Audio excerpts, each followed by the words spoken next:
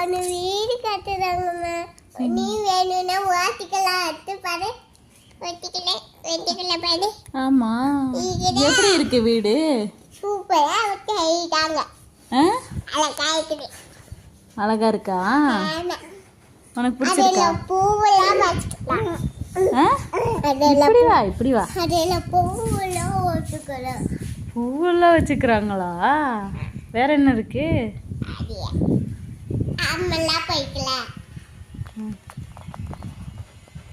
வீடு சின்னதா இருக்கா பெருசா இருக்கா? பெருசா இருக்குது. அம்மா அங்க பாரு, அது மாதிரி செய்தாங்க பாரு.